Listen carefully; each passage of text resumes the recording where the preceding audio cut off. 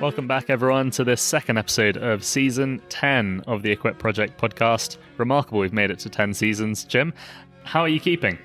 I'm keeping very well, thank you. I'm hopefully in a more gracious mood than when we recorded our last episode. I went on a bit of a rant about Northern Ireland's electricity infrastructure, but it spiralled into a cantankerous complaint about everything in the modern world. Well, in fairness, you'd been through a challenging time, Jim, and I think we all helped you as an Equip community. We helped you process various thoughts ranging from Heathrow Airport to almond milk to bees. Lots of things were covered, but I think it was good for you. I hope you feel better off the back of it. I think the group therapy worked, yeah. I felt really quite guilty when I was driving home. So anyway, I can assure you that today my soul is like a well-watered garden, a gentle flowing river that's untroubled by any turbulence. Well, we're all very reassured by that news, Jim. And yeah, in this season, we are going back to what you described last time as the most basic question of all. Does God exist? And in our first episode, we set out our approach. We're going to build a cumulative case for the existence of God. We'll discuss about 8 arguments for God's existence, and none of those arguments is a knockdown winner that ends all debate, but taken together they form a powerful case, an overwhelming case even, for God's existence. By coincidence, Ollie, this idea of a cumulative case trended on Twitter last week. I don't know if you saw it. One of the founders of Wikipedia, he's a guy called Larry Sanger, and he's a really clever man. He's lots of postgraduate degrees in philosophy and so on. And for many years, he lived in the space between atheism and agnosticism. But just last week, he published a lengthy blog post announcing that he has converted to faith in Christ.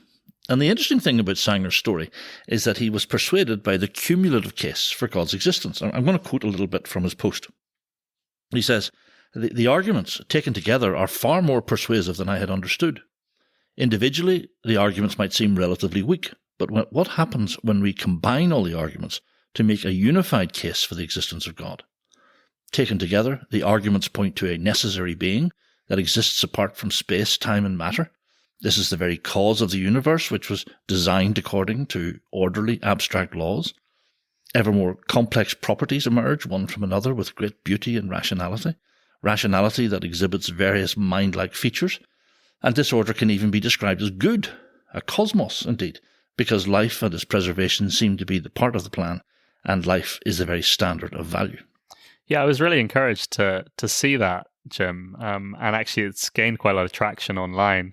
And yeah, he's a powerful testimony now to belief in God. But it does show, doesn't it? By putting these arguments together, we can really build a compelling and persuasive case for God's existence.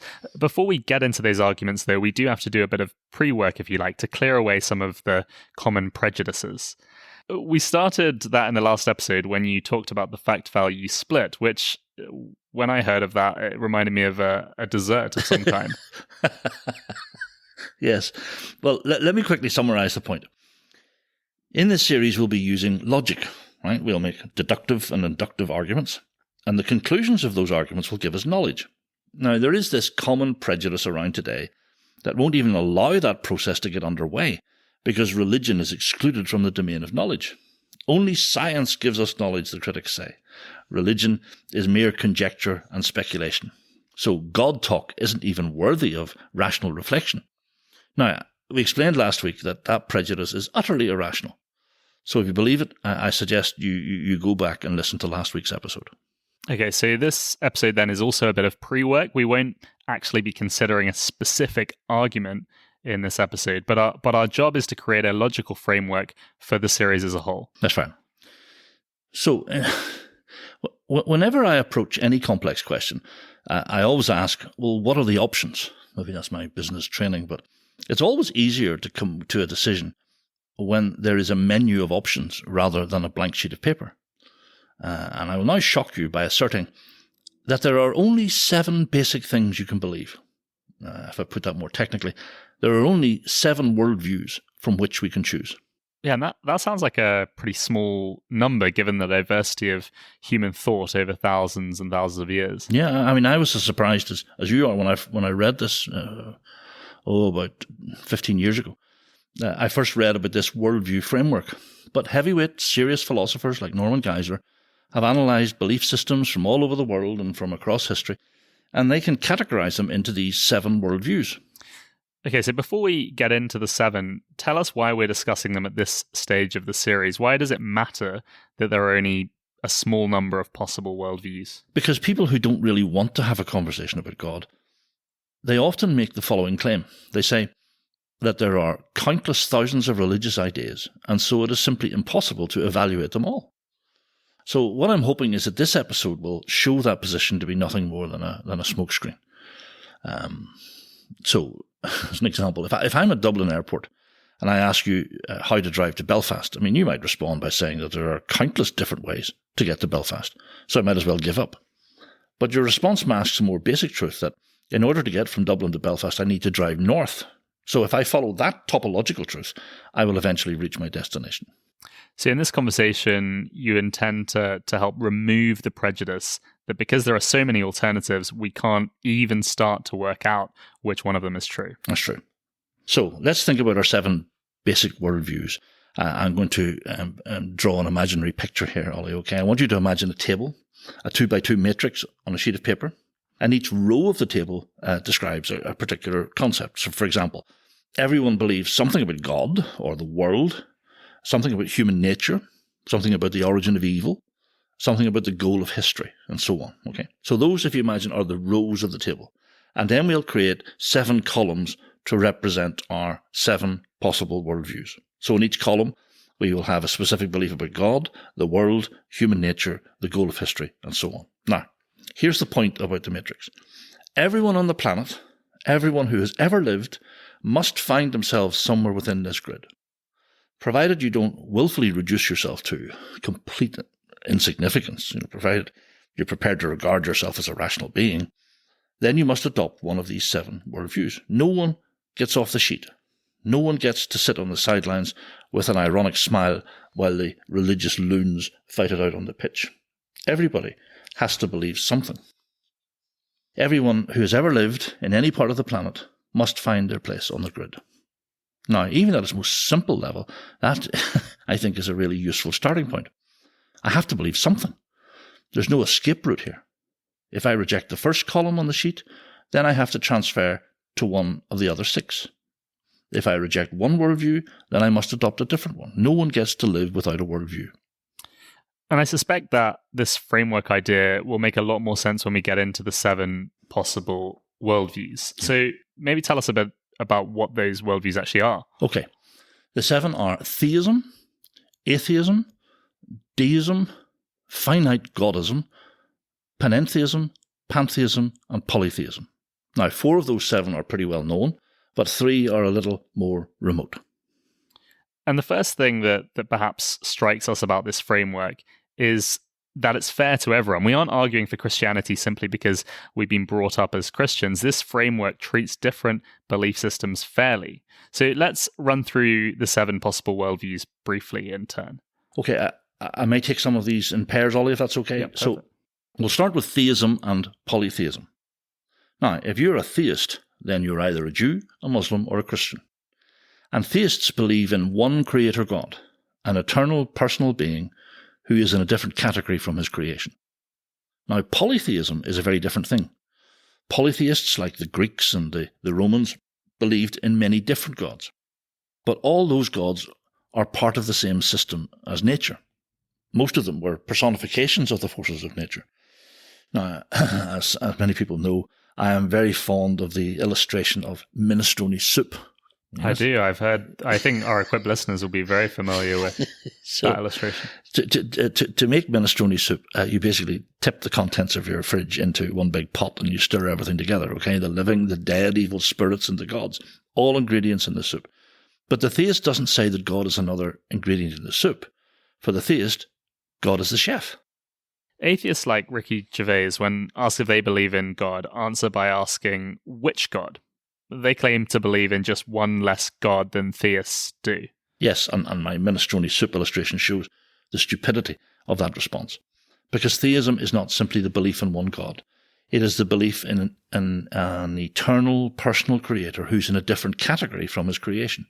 So Ricky Gervais tries to portray the Christian God like a a character in a play who can be easily deleted. Think of Yorick from the Shakespeare play Hamlet. Well, I guess a character like Yorick could be removed from the play.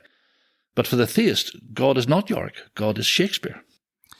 So we've thought about 2 of the 7 worldviews, theism and polytheism. What is deism? Deism is basically the idea that the universe was created by a divine agent who then went off on holiday or, has never been heard of since. He is the absentee landlord of the universe.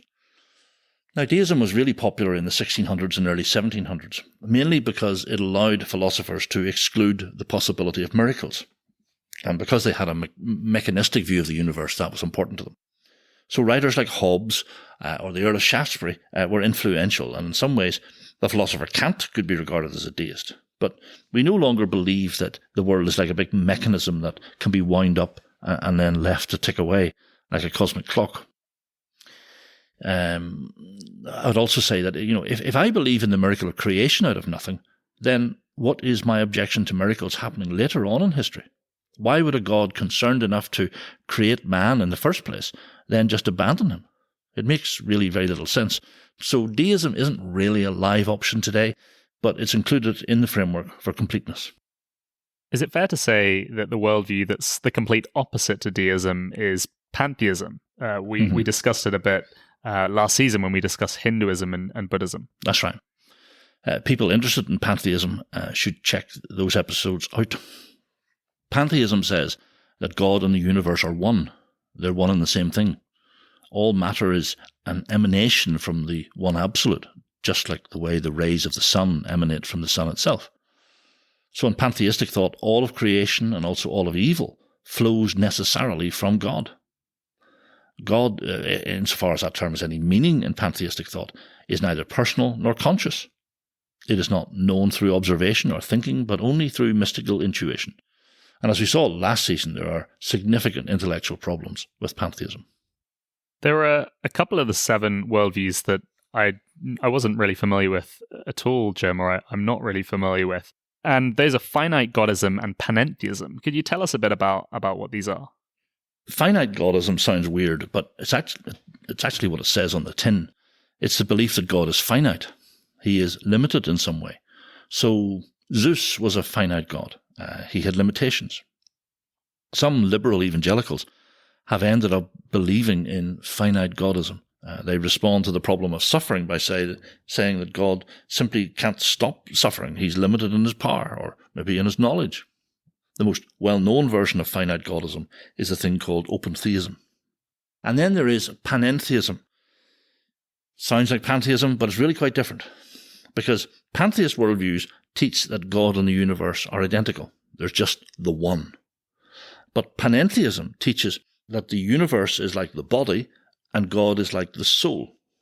But both the body and the soul evolve over time.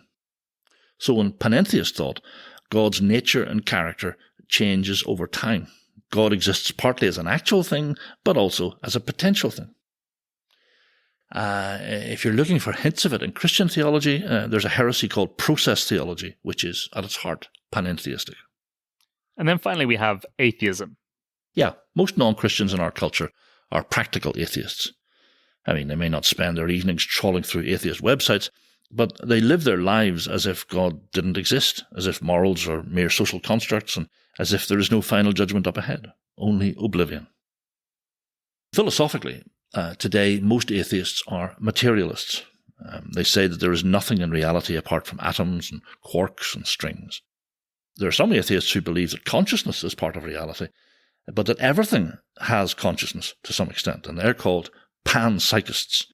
We won't worry with those people until we do our episode on consciousness. So we're arguing here that every belief system ever conceived can be categorized into one of these 7 worldviews that you've outlined: theism, atheism, deism, finite godism, panentheism, pantheism, and polytheism.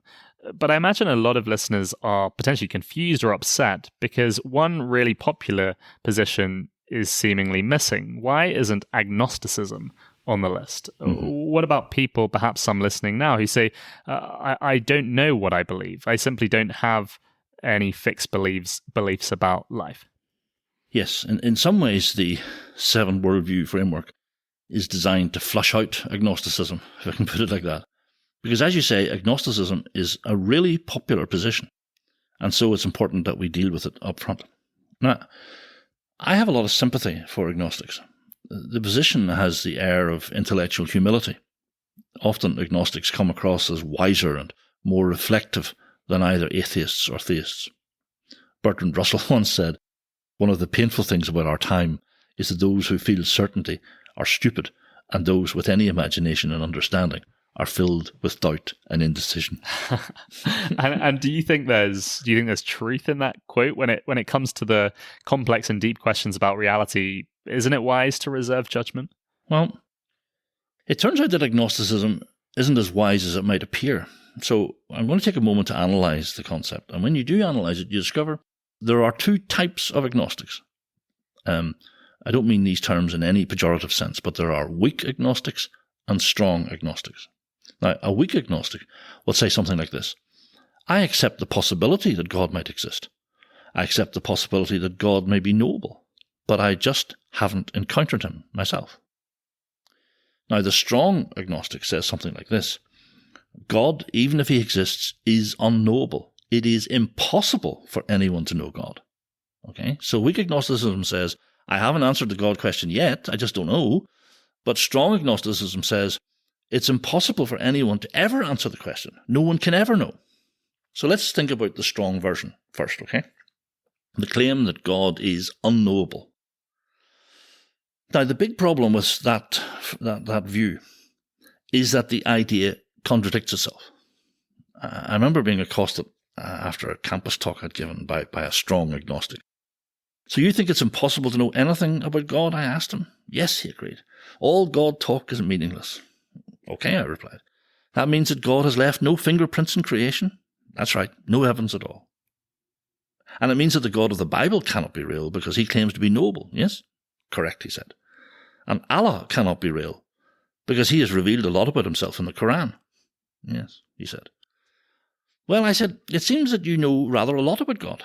You know that God has left no fingerprints of design and creation. You know that he's not the God of the Bible or the God of the Quran. In other words, you know enough to contradict all the world's major religions. So, here's my point, Ollie. The claim that God is unknowable is a self-refuting claim, because anyone who makes that claim is saying that they know something about God. Now, I'm conscious that argument might sound like a card trick, but it is completely sound. The assertion that it's impossible to know anything about God is self-refuting. If you're trying to think, I was trying to think of an analogy, and so if you think of it, the border between Northern Ireland and the Republic of Ireland, you know, that really strange, squiggly border. Now, if I said that I only know the shape of Northern Ireland and absolutely nothing about the Republic's geography, I would be wrong, because the shape of the border tells me a great deal about the shape of the Republic. Okay, the position that God is unknowable contradicts itself.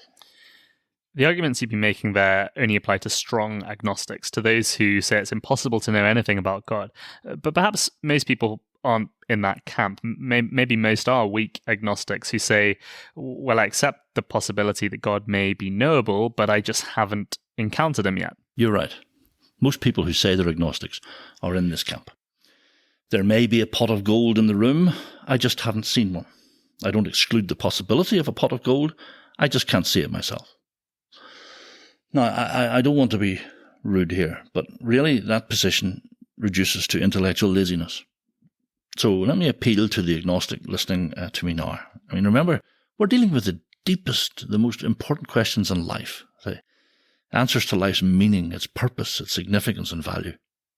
What happens to us when we die? So, in all gentleness, I'd appeal to agnostics. Journey with us through this season. I'm going to make the case for theism in general and Christian theism in particular, and then we will revisit the framework with its 7 possible worldviews. And you should be in a better position to decide where you want to end up. I was thinking that, Jesus told a famous story about 2 people who each built a house. One built on sand and the other built on rock. So I close with a bit of fatherly advice, Ollie. Christ's story of building a house on sand is so relevant to the agnostic. You don't have to build your life on sand. You don't have to take refuge in a flimsy cloud of unknowing. Because when the storms of life come down upon you, will your house stand? Or will you be left naked and vulnerable, shivering under the unfeeling immensity of the universe? Would it not be sensible to investigate whether or not there is a rock on which you might build your life, a rock of revealed knowledge about reality on which you can found your life? Now, perhaps at the end of your investigation, you will decide that there is no rock. Or else you might discover that you can build your life on the rock that is Christ and find an existential security, find strong convictions about what your life is actually about, so that even when the storms of life do swirl around you, you will not yield. Now, if that is even a possibility, then the only rational course of action is to investigate the matter for yourself. So anyway, Ollie, we've completed all our preliminary work, I'm glad to say. So as we set out on this series, we have established that our quest for religious truth is not futile. It is irrational to say that only science gives us truth and everything else is opinion. That is irrational. We can use deductive and inductive logic to search for metaphysical truth. And then we found in this episode, we dealt with the claim that the whole thing is so complicated, that there are so many religious ideas swirling around that it's impossible to judge between them. But by categorizing all those ideas into the 7 basic worldviews, we have a manageable set of options that we can evaluate. I will make the case for theism over the next 6 episodes, and then we will come back to this 7 worldview framework and compare the credibility of theism with the credibility of atheism, deism, polytheism, pantheism, panentheism, and finite godism. And at that point, a decision will have to be made, because there are only 7 possible things we can believe. Agnosticism is a house built on sand. It's either self-refuting, or else it's a form of intellectual laziness. Brilliant. Thank you, Jim. That's been a great start to this new season. Could you just preview for us what we're going to be looking at in episode 3? In episode 3, we're going to be thinking about the argument from reason. Fantastic. Okay, well, that's something we'll all look forward to. So do join us again next week as we consider the argument from reason. We'll see you then.